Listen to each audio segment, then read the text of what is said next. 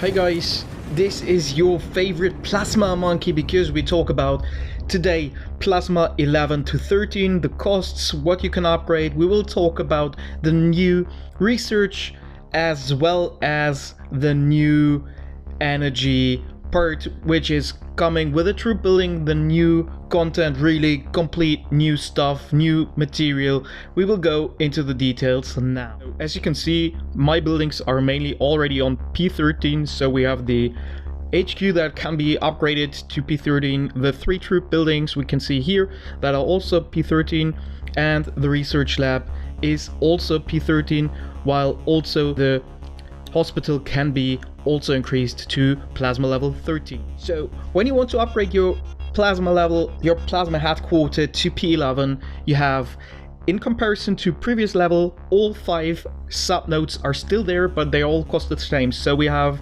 for unlocking plasma level 11, 192 of plasma and 62 of poly 5 times, so a total of 960 plasma and 310 of the poly. But to finally unlock it, you also need all your troop buildings on plasma level 10 at minimum.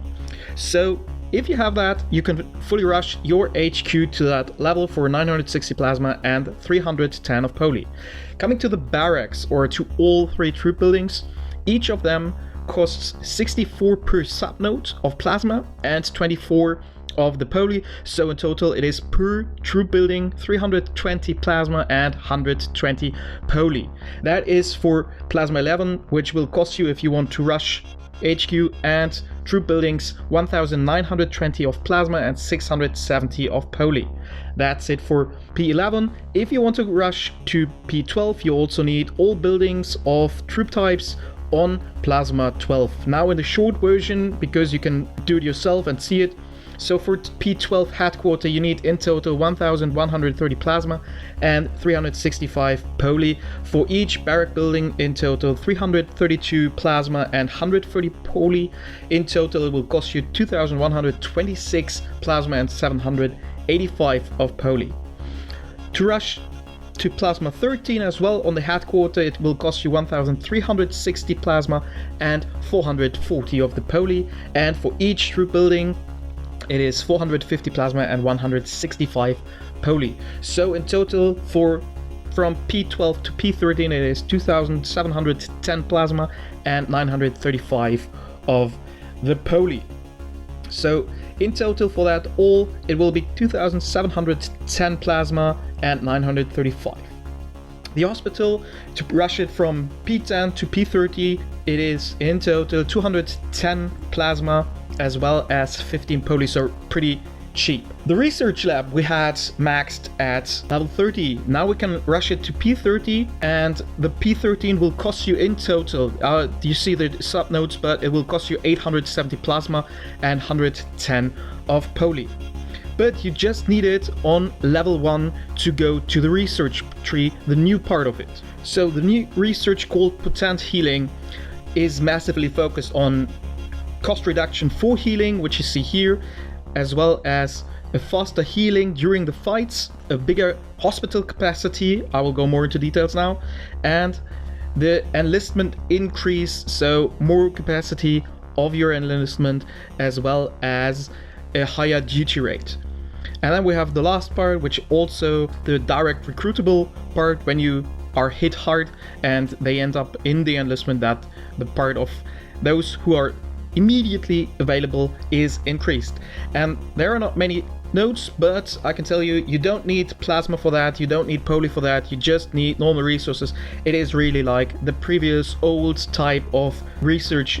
So as mentioned, the research part shows already a massive amount. So the new maximum on plasma level 13 is for the hospital. I'm on war mode, so it is at 900,000 already.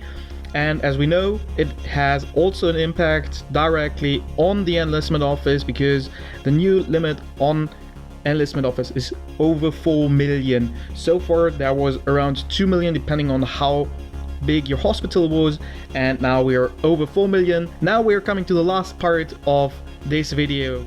This is about the Special Forces engine, which is absolutely new to the game, and you can add up to 4 slots. Each has some additional stats. That is, I added on infantry, of course, the defense unit and the health unit, as I have only level 2 as maximum for now. I could also add level 1, but that's just for showcase here. And I add that at infantry, and for example at the riders I only add the attack unit, and for hunters the lethality unit, because I don't have that many. But let's go to where you get that, and that is at energy refinement. So as you can see in the lower bar, there's every 3 minutes you get a free chance to get one of those, and the higher the chances, it is of course level 1, and level 2 unit is pretty low in chances, level 3 overall, and then hero damage bonus units are absolutely rare. That is pretty obvious, and you can refine that. You need 3 per type. As you can see, I have none 3 of one type as of now, but if you have 3 of level 1, you can upgrade it to level 2. If you have 3 of the same type of level 2, you can upgrade it to level 3, and so on. And important is, when you reach level 3, level 5 or level 7, you can choose for an additional special part. I highly recommend anything between hero final damage and enemy behemoth damage reduction, because the other stats are nice to see, but these are not that effective as the last 4.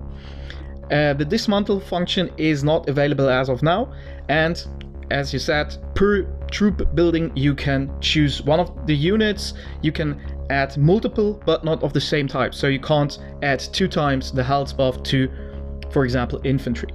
You can only add 1 of each to one troop building, but in the beginning I highly recommend to use the last part on the lethality buffs on rider or hunter, and the health defense part on infantry. That's the overview for P11, P13, the new hospital, the new research, as well as the special force engine on troop buildings. I hope this helped you and gave you a great overview. Please write in the comment what is your view on all these changes.